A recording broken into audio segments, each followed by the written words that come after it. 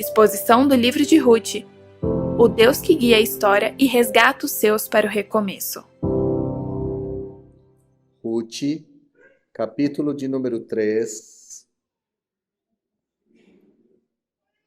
versículo de número 6, até o versículo de número 15.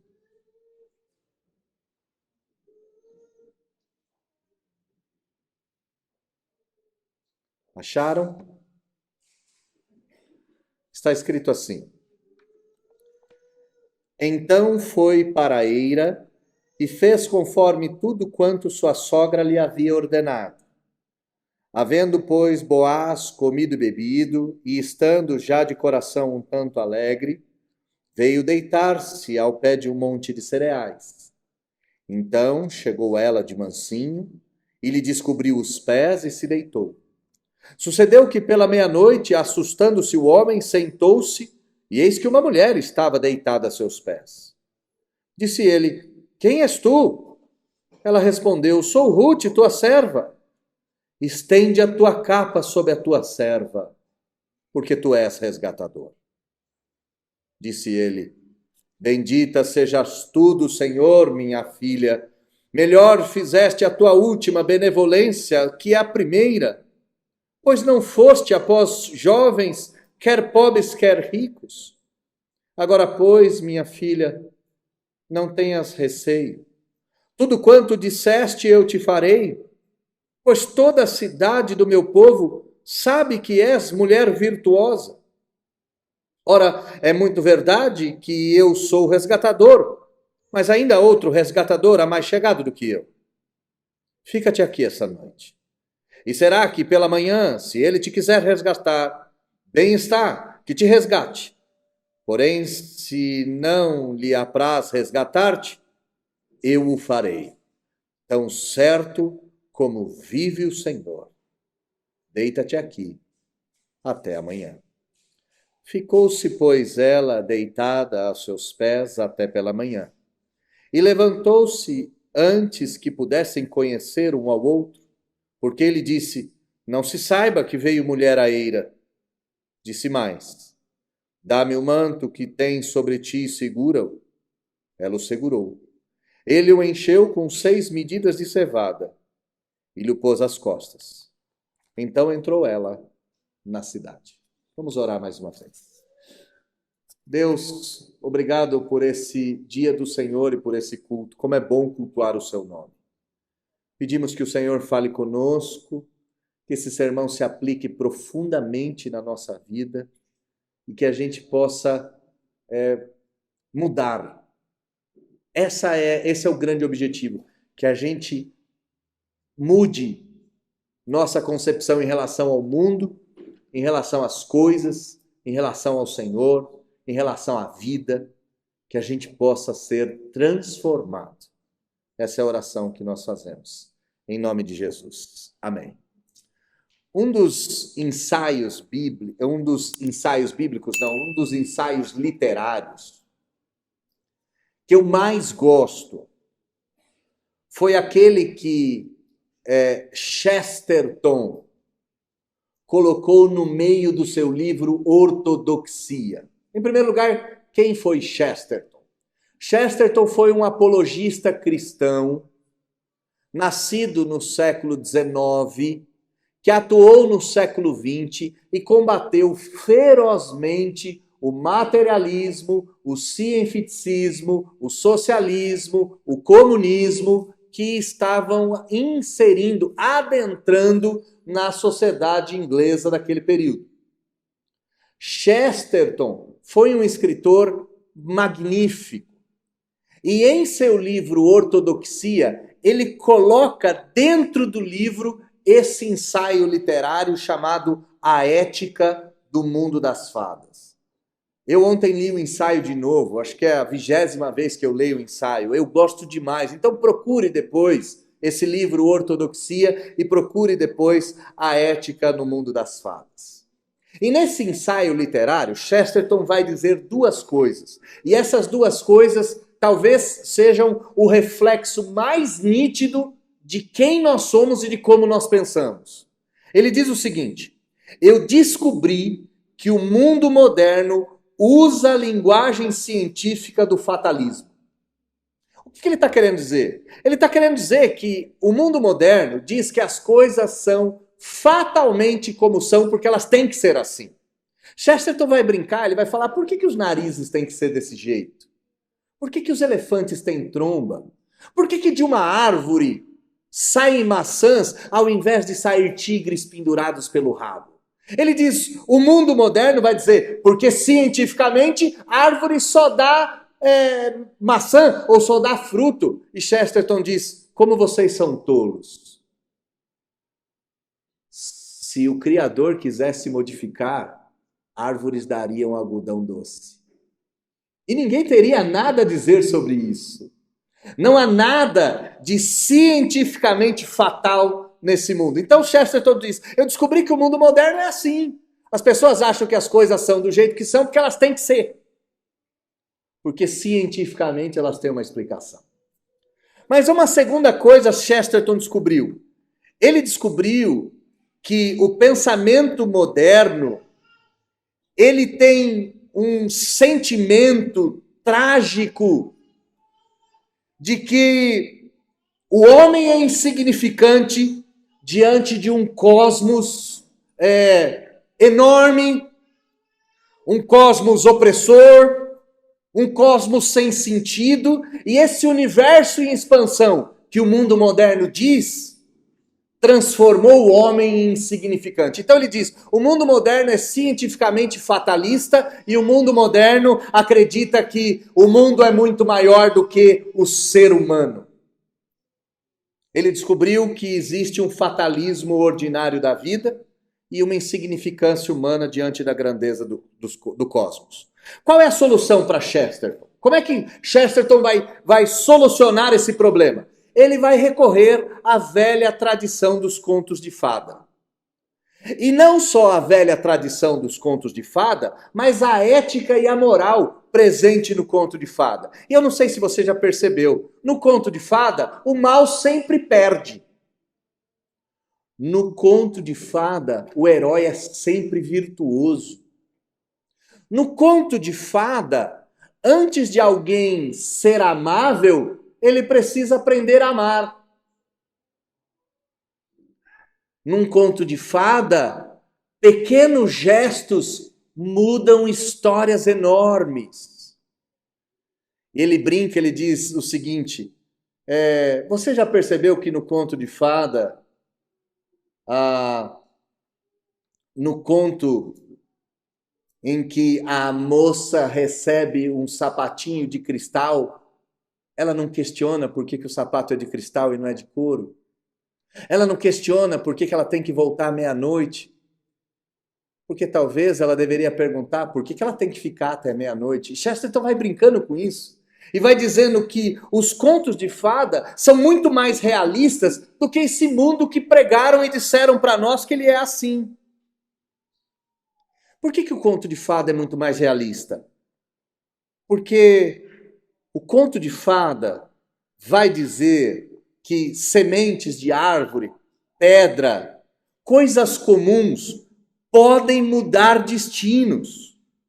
Nos contos de fada, o sucesso de uma jornada depende de você tocar na madeira 3 vezes. É assim que no conto de fada as coisas acontecem. Se você encontrar o Senhor Túminos e tomar chá com ele, toda a sua vida será transformada. Agora, se você encontrar o Senhor Túminos e ignorá-lo, você estará em sérios apuros. No conto de fada é assim. E na vida real não é? Sim. Às vezes, você perder um ônibus é exatamente o que te fez conhecer sua esposa ou seu marido.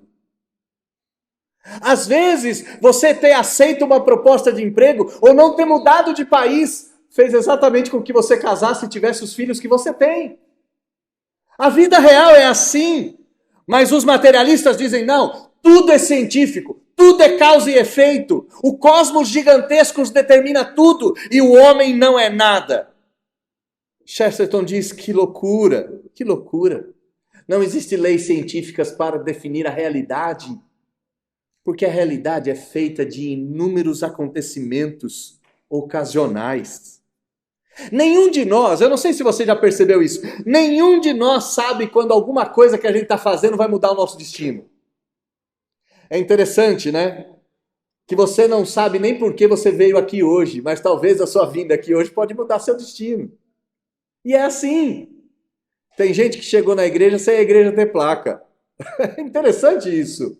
E de repente todas as coisas começaram a fazer sentido. O mundo real muda por causa de um anúncio do jornal, muda por causa de um ônibus atrasado, muda por causa de coisas assim. As portas abrem e fecham num passe de mágica. Mistérios acontecem em todo o tempo e tudo é imprevisível. Nada precisa ser fatalmente do jeito que é. Os contos de fada nos ensinam que a gente deve ficar alerta, porque às vezes a mágica e o milagre aparecem disfarçados num sermão de domingo de manhã. Nessa vida que a gente vive, no ordinário, as leis científicas parecem que dão razão, o cosmos gigantesco materialista parece que nos coloca dentro de uma redoma, e Chesterton diz, tudo isso é loucura.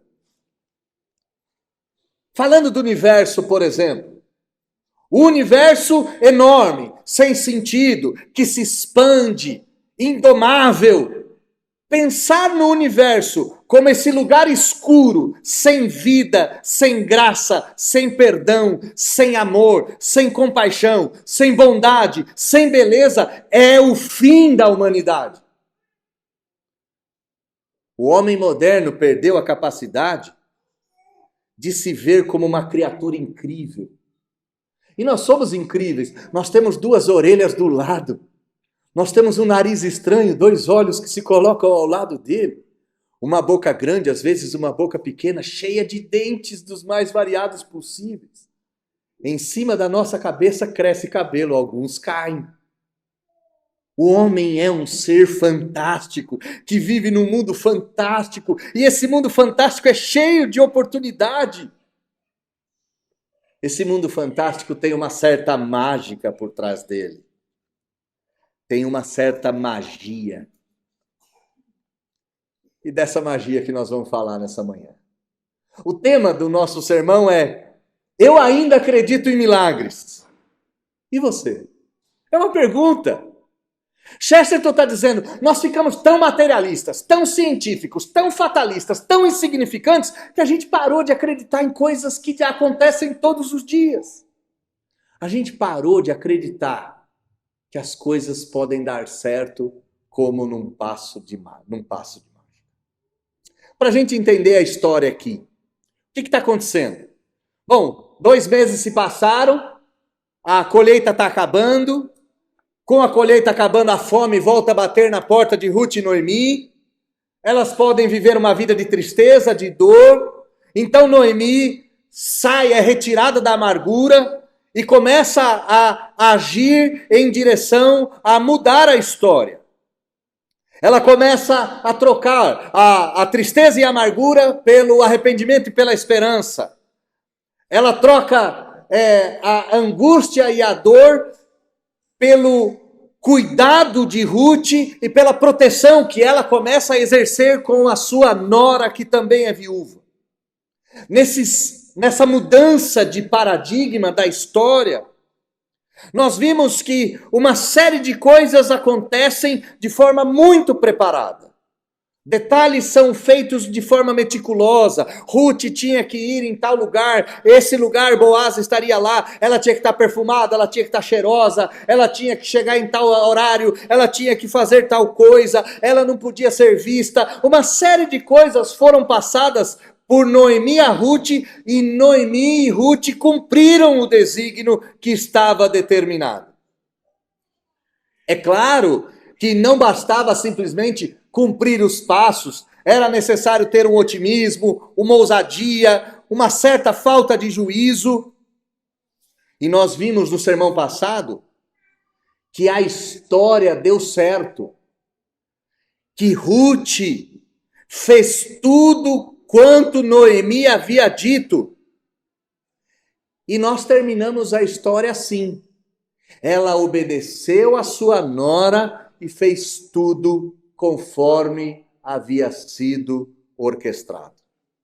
A pergunta que a gente faz é, tá bom, e o que aconteceu? Ruth foi até a eira de Boaz, e quando chegou lá na eira de Boaz, preparada, perfumada, cheirosa, fez tudo o que deveria fazer, mas qual foi o final da história? Hoje nós veremos o final da história. Bom, em primeiro lugar, versículo de número 6, mostra a obediência de Ruth duas vezes. Versículo 5, Ruth diz a Noemi, tudo quanto me disser farei. Versículo de número 6 diz, então Ruth fez tudo como havia sido ordenado. Ela cumpriu cabalmente. Irmãos, nesse mundo mágico que a gente vive, uma dose de obediência pode ser exatamente a condição de transformação. No mundo das fadas, se você pular e atravessar o riacho 3 vezes, você chegará à montanha encantada. No mundo real, se você for obediente às coisas de Deus, Ele te levará ao seu reino mágico, encantado e maravilhoso. Ruth obedeceu. E Ruth obedece e fica esperando exatamente o desdobrar dos passos e dos fatos. Versículo de número 7. Boaz comeu, bebeu e, estando de coração um tanto alegre, veio deitar-se ao pé de um monte de cereais. Olha como a gente é fatalista, cientificista, como a gente enxerga o mundo sempre do olhar ruim, achando que tudo dá errado e que tudo vai sempre dar errado. Quando você lê o versículo 7, qual é a impressão que você tem? Que Boaz está bêbado. Qual de nós olha para o texto e fala, não, ele não está. Mas o texto não diz que ele está bêbado, o texto diz, Boaz comeu e bebeu e estando de coração um tanto alegre. Ora, você vai sair daqui perto do meio-dia e vai sair daqui e vai almoçar. E talvez o seu almoço venha regado de algum tipo de bebida, refrigerante, suco ou algum tipo de bebida alcoólica. Você não vai se embriagar, você vai comer, vai tomar a bebida que está posta à mesa e logo depois você vai ter aquela sensação de tristeza e satisfação ao mesmo tempo, porque a fome foi embora, você se sente um pouco pesado, mas ao mesmo tempo plenamente satisfeito. A gente é tão inclinado a achar que as coisas dão tudo errado porque existem leis que são contra nós, que a gente não é capaz nem de ler o texto como é que o texto se propõe. Boaz estava sorridente, sim. Havia terminado a colheita. Quem não ficaria sorridente com o término da colheita? Quem, depois de 2 meses de trabalho, não comeria um bom prato de comida, tomaria uma boa taça de vinho e depois diria, eu vou deitar nos cereais que eu produzi com as minhas mãos? Boaz fez isso com uma calma excessiva na alegria da vida. No ordinário da vida ele está calmo, sereno, tranquilo e feliz. Mas Ruth está lá, talvez escondida atrás dos montes de cereais. Ela está lá esperando a hora certa. Noemi disse, deixa ele deitar, quando ele deitar você chega de mansinho, descobre os pés dele e deixa com que ele diga a você tudo o que vai acontecer. E olha a continuidade do texto. Então chegou ela de mansinho, descobriu os pés e se deitou. E olha mais uma vez como a gente é fatalista. O que a gente diz? Está aproveitando que ele está bêbado, está indo lá abusar do homem. A gente olha para o texto e diz, aqui tem uma relação homem e mulher. Não, irmãos. Ela descobriu os pés dele para que ele tivesse frio no meio da noite. E eu disse na semana passada, e cortou do sermão, graças a Deus, que tem gente que dorme de meia e precisa da meinha quente para esquentar o pé, como eu, e talvez isso seja exatamente o que está acontecendo. No mundo das fadas, a gente não coloca uma meia na lareira para que ela seja cheia de presentes? No mundo real, a gente descobre o pé e deixa ele sem meia, para que as coisas deem certo. É pura mágica. No fim das contas, é pura magia. O que aconteceu aqui foi isso. Ela deixou os pés dele de fora e deitou no pezinho dele. E ficou ali quietinha. Agora, a gente não pode esquecer que a cena é toda tensa. As batidas nervosas do coração de Ruth, se a gente prestar um pouquinho de atenção no texto, a gente consegue até ouvir. Ela está tensa. Ela não sabe se vai dar certo ou não. Ela não sabe se ele vai acordar. E se ele acorda e xinga ela. E se ele abusa dela. E se ele maltrata ela. Essa mulher está com o coração cheio de medo. Até que pela meia-noite, alguma coisa acontece. E não é legal que nos contos de fada as coisas também não acontecem nas 12 badaladas do relógio? Na meia-noite, dá até para ouvir o autor dizendo, dá para ouvir o gongo do relógio. À meia-noite, o homem acordou. E ele acordou e se assustou. É lógico que acordou e se assustou. Ele viu uma mulher deitada nos seus pés. Ele talvez tenha acordado por causa do frio, tentou puxar o cobertor, não achou. Tentou esquentar os pés, não conseguiu achar um lugar. Acordou, olhou e falou, meu Deus, quem é essa mulher? Uma mulher está deitada nos pés dele. E eu não sei você, mas eu acordo com sono. E eu demoro um pouco para engrenar. Eu não acordo a 100 km por hora.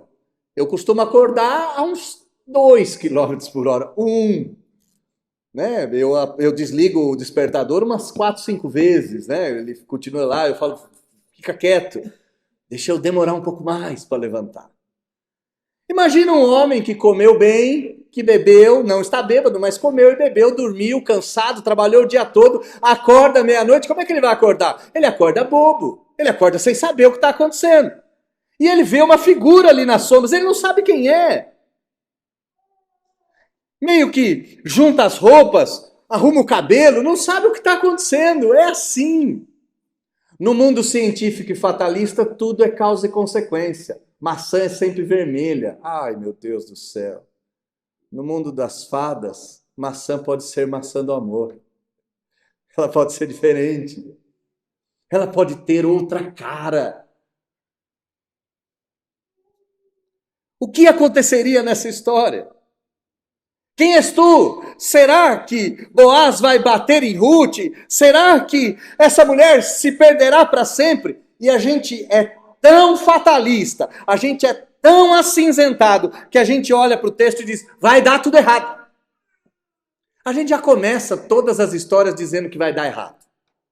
E não é história bíblica. Parece que a gente começa a nossa história dizendo que vai dar errado. Ah, vai dar errado. Vai lá, propõe isso, vai dar errado. Já sei que não vai dar certo, mas tenta fazer aquilo, vai dar errado. Já tentei, já pensei, já descobri que não tem lógica, não vai dar certo. Esse é o mundo materialista, cinzentado. Esse é o mundo do homem científico. Mas o mundo das fadas é um mundo que, se a gente bater na porta, talvez a casa toda vire uma casa de chocolate. No mundo das fadas, talvez a gente consiga tirar a vovozinha de dentro de um lobo feroz. Quem és tu? Pergunta Boaz. Ela responde, eu sou Ruth, eu sou a tua serva. E aí, se ficasse aqui o texto, estava tudo bem. Mas a mágica começa a acontecer para valer. Porque ela olha para ele e fala, estende a tua capa sobre a tua serva. O que ela está fazendo aqui? Ela não está falando, dorme comigo. Não é isso que ela está falando, casa comigo. Então imagina, o homem trabalhou o dia todo, colheu o trigo, comeu, bebeu, foi dormir, acordou meia-noite assustado, olha para uma mulher e fala, quem é você? O que você está fazendo aqui? Ela fala, eu sou Ruth. Quer se casar comigo? Eu fico perguntando que resposta que ele vai dar, meu Deus do céu. Como assim casar com você? Tá tudo doido essa história aqui. No mundo científico materialista, para dar certo o pedido de casamento, deve ser dado pelo homem com o anel, de joelho, no jantar. No mundo das fadas é a mulher que pede no meio da noite no monte de cereal. A gente precisa entender que o mundo que a gente vive é diferente desse mundo científico e materialista que disseram que é assim. Esse mundo nosso é mágico. Ela diz, casa comigo! Casa comigo porque você é o único que pode dar descendência ao meu falecido marido morto. Ela não diz casa comigo porque você é o mais rico. Ela não diz casa comigo porque você é o mais belo. Ela não diz casa comigo porque eu estou apaixonada por você. Ela diz casa comigo porque você é o único homem nesse mundo que pode honrar o nome do meu falecido esposo que morreu lá nas terras de Moab. Só que se a gente olhar para essa história, e como a gente olha dizendo que vai dar tudo errado, né? A gente olha dizendo que vai dar tudo errado, o homem está bêbado, vai molestá-la pessoalmente, vai molestá-la sexualmente. Quando a gente olha isso, a gente acha que vai dar tudo errado, porque na maioria das vezes, nesse mundo as coisas dão errado, e nós fomos levados a acreditar que tudo será sempre igual. Essa história aqui remete a uma outra história do Antigo Testamento. Uma história que aconteceu lá em Gênesis, capítulo de número 19, versículo 30 e 38. Essa história foi contada assim. Ló partiu de Zoar com suas 2 filhas e passou a viver nas montanhas porque tinha medo de permanecer em Zoar. Ele e suas 2 filhas ficaram morando numa caverna. Um dia, a filha mais velha disse à mais jovem, nosso pai já está velho e não há homens nas redondezas para que nos possuam segundo o costume de toda a terra. Vamos dar vinho a nosso pai e então deitaremos com ele para preservar a sua linhagem. Naquela noite deram vinho ao pai e a filha mais velha entrou, se deitou com ele. E ele não percebeu quando ela se deitou, nem quando se levantou. No dia seguinte, a filha mais nova fez a mesma coisa. Ele também não percebeu o que estava acontecendo. Versículo 36 diz que ambas engravidaram. A mais velha teve um filho e chamou de Moabe. A mais nova teve um filho e chamou de Ben-Ammi, que é o pai dos amonitas. No passado foi uma história assim. Agora, vamos tentar ser um pouquinho mais mágico do que científico. Ninguém percebe quando alguém se deita do lado e quando alguém se levanta.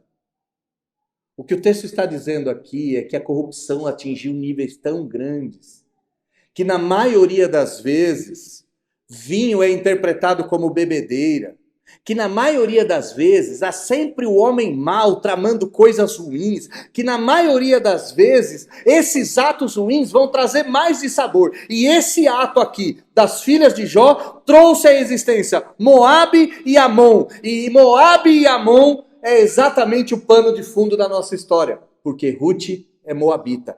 Então a história iria se repetir. Ruth iria embebedar Boaz, iria dormir com ele, iria quebrar o pacto, iria trazer maldição. Sabe qual é a pergunta que a gente tem que fazer quando a gente olha para a vida? Quem foi que disse que tudo será sempre igual? Quem foi que falou? A lei de Murphy? Que diz que tudo que dá errado tem que dar errado e tudo vai ser sempre igual e ninguém vai escapar desse círculo vicioso que a gente vive? Não! Quem foi que falou que tudo tem que dar errado? Quem foi que disse que se um dia as coisas deram errado, sempre seria assim? Irmão, ninguém falou isso. E eu não sei porquê. Eu e você achamos que sempre vai dar tudo errado. Se a gente não tem uma explicação lógica, não vai acontecer. Se um dia deu errado, vai dar errado de novo. E se a coisa foi feita de forma ruim no passado, vai ser feita de forma ruim no presente. Aqui uma grande lição.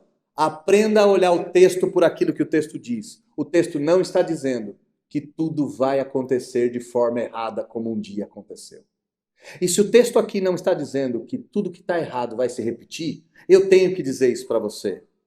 Quem foi que disse que na sua vida tudo que deu errado vai dar errado de novo e vai se repetir para sempre? Quem foi que disse que as coisas não podem ser diferentes? Quem foi que disse que um detalhe não pode mudar a história? Se a gente continuar olhando o texto, versículo de número 10, o milagre acontece. Boaz poderia dizer: vai embora, menina, some daqui. Eu lá quero ser resgatador de alguém, eu lá tenho compromisso com seu marido que morreu. Morreu não é problema meu. Eu não quero saber de você. Suma daqui. Onde já se viu pedir em casamento um homem mais velho? A resposta podia ser essa. E a gente olha para o texto e diz: é exatamente assim. Se a gente não acredita que é assim no texto, a gente olha para a nossa vida e diz: é exatamente assim, vai dar errado. Mas o milagre acontece. Boaz olha para ela e fala: bendita és tu do Senhor, minha filha. Boaz olha para ela e fala: como você é abençoada, menina. Como você é abençoada. E Boaz aqui não molesta essa mulher. Boaz não levanta um dedo para essa mulher. Boaz não faz nada contra a lei. Ele olha a mulher mais jovem e a chama de minha filha. Olha isso.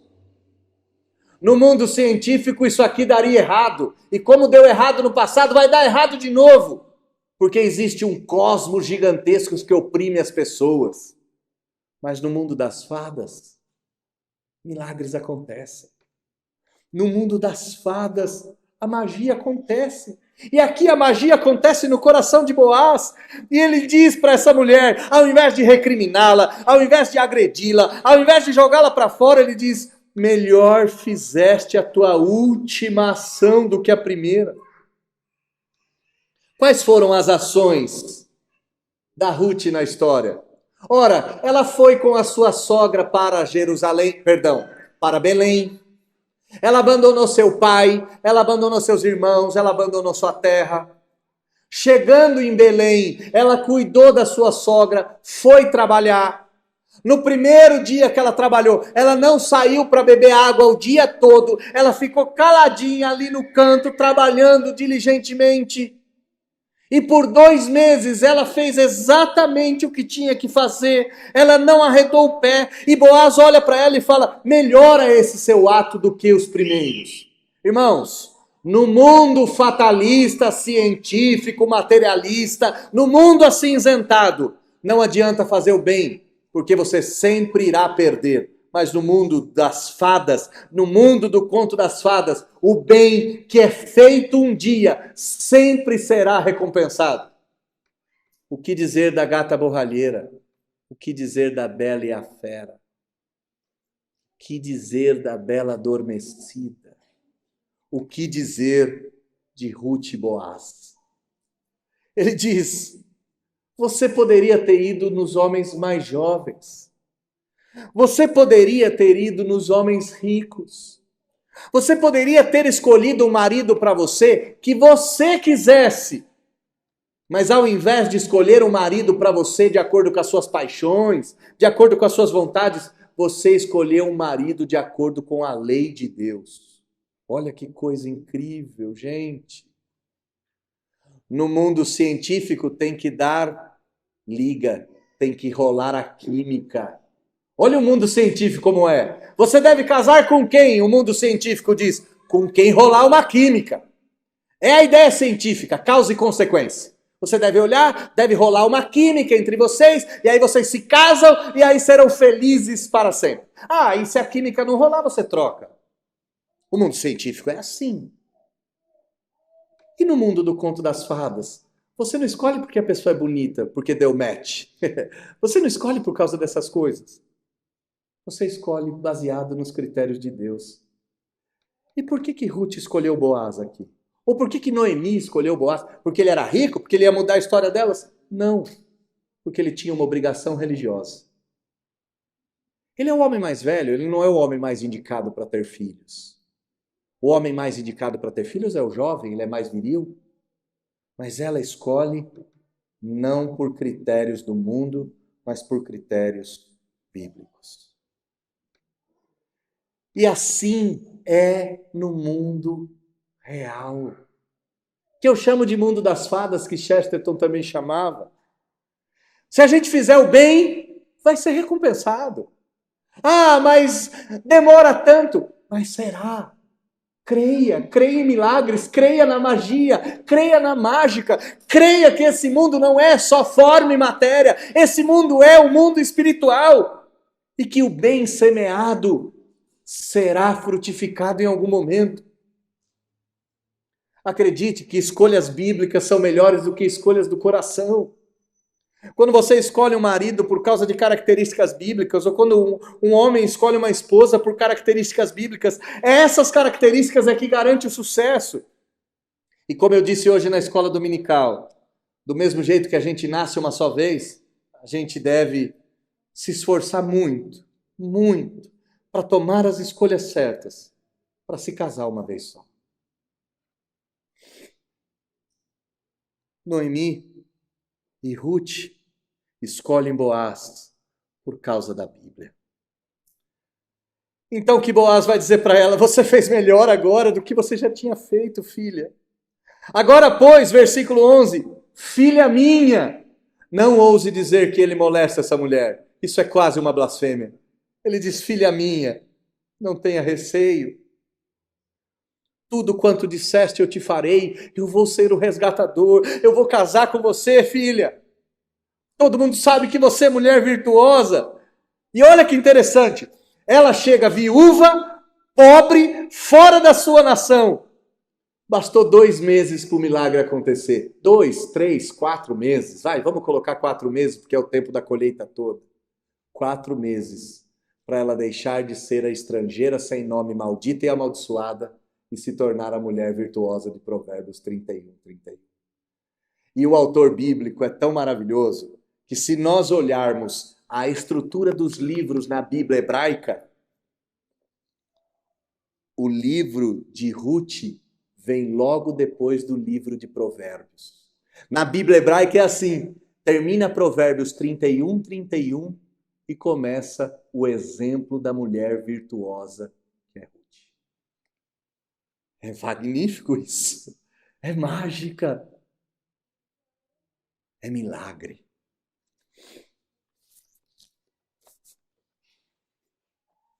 Ruth foi uma mulher incrível, é verdade isso. Ruth não ganha reputação porque ela era mais bonita. E aqui o texto, talvez o texto deu uma invertida na história. Porque o que a gente pensa? O nosso mundo materialista, científico, o nosso mundo de causa e consequência. Quando a gente olha para esse texto, a gente imagina a mulher jovem, uma mulher de 20 e poucos anos, linda e maravilhosa e perfeita. Aí você vai dizer, é óbvio, essa mulher é uma modelo de outro país que está morando em Israel, está seduzindo e trazendo amores para si. Nós vamos ver que talvez o estereótipo de Ruth não é tão assim como a gente imagina. A gente já vai chegar até lá.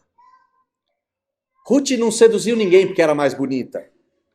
Ela seduziu as pessoas porque ela era trabalhadora, porque ela amava a sua sogra, porque ela dava testemunho na cidade, porque ela servia a Deus. Irmãos, no mundo materialista você se dá bem quando você é esperto. Causa e consequência. No mundo das fadas você se dá bem quando você ama a velha viúva.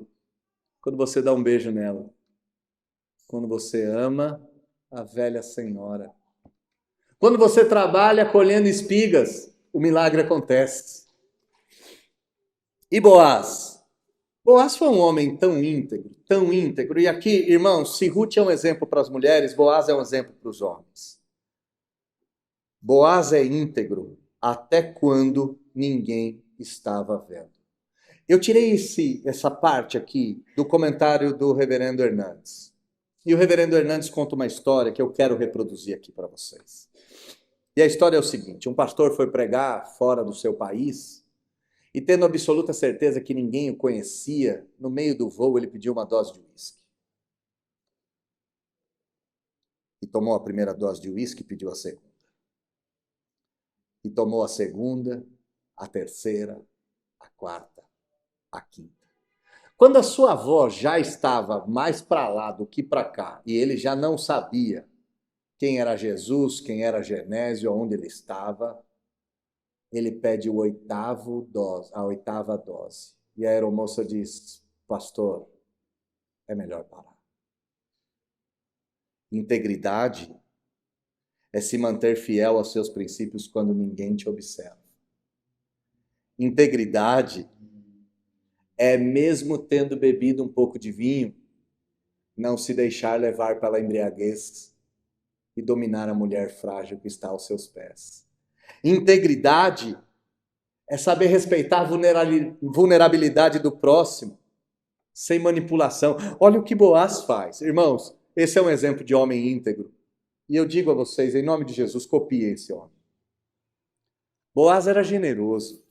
Boaz era leal. E então essa lealdade, essa generosidade, essa mulher que fez o bem, todo o bem vai ser recompensado. E aí você diz, tá bom, todos viveram felizes para sempre, deu tudo certo. Não, não é assim também. Eu não quero te fazer tolo. Eu não quero fazer com que você passe a acreditar no mundo das fadas, no mundo da magia. E aqui magia e fada não é no sentido pejorativo, tá? Vocês já entenderam isso desde o começo do sermão. Mas é bom dizer. Eu não estou dizendo que nesse mundo onde milagres acontecem dá tudo certo. Porque não dá. Tem percalços. Olha o versículo de número 12. Boaz diz, é bem verdade que eu sou resgatador. Mas eu não sei se você sabe, tem outro na fila. Tem um que é antes do que eu, diz Boaz. Ele é mais chegado do que eu. Como é que funcionava a ordem? Você só podia ser o resgatador, você só podia exercer o resgate, que era tomar a mulher viúva, fazer um filho com ela, manter a herança dessa criança, manter o nome do falecido. Você só poderia fazer isso se você fosse um parente próximo. E tinha escalas. Primeiro era o irmão, depois era o primo, depois era o primo de segundo grau, depois era o tio, e por aí ia. Você tinha uma lista de pessoas. Boaz diz, tem um na frente. Aí você diz, nossa, pastor, então não estou entendendo. Aqui parece que é causa e consequência, pastor. Aqui parece que dá tudo errado. Aqui parece que esse mundo é como o senhor falou. Parece que os milagres não acontecem, que não vão dar certo. Eu não quero trazer um spoiler, mas para consolar o seu coração, eu sugiro que você leia o capítulo 4 e veja o casamento dos dois. Eles se casam. Só que antes do final feliz tem percalços. E não é assim?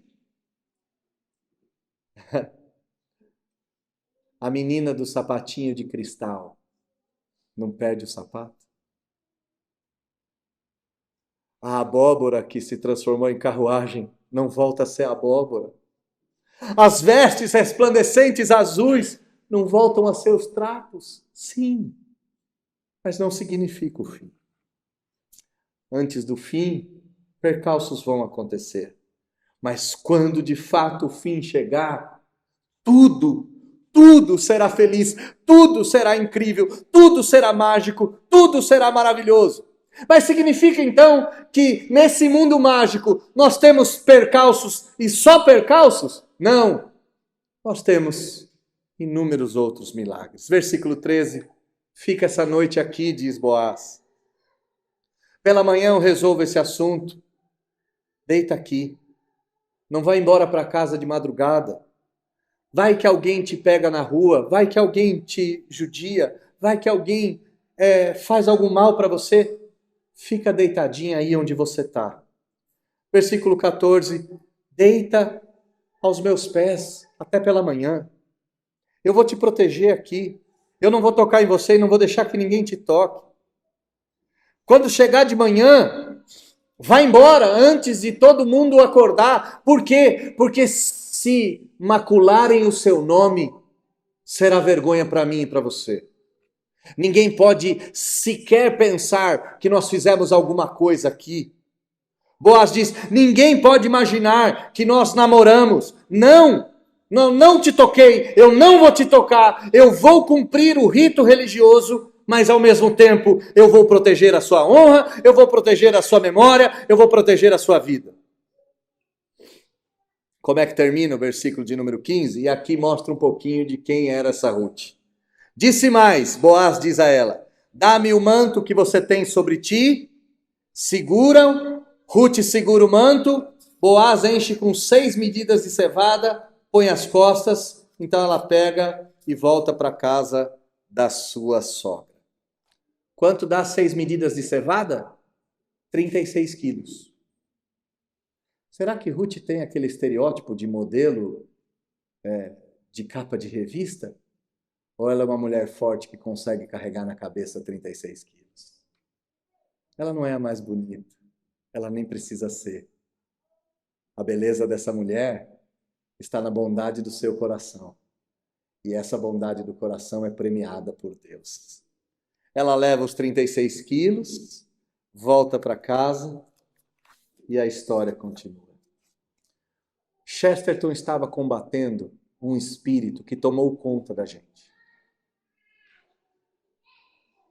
Talvez eu e você estejamos olhando para o Brasil e para o mundo com o seguinte pensamento: vai dar tudo errado.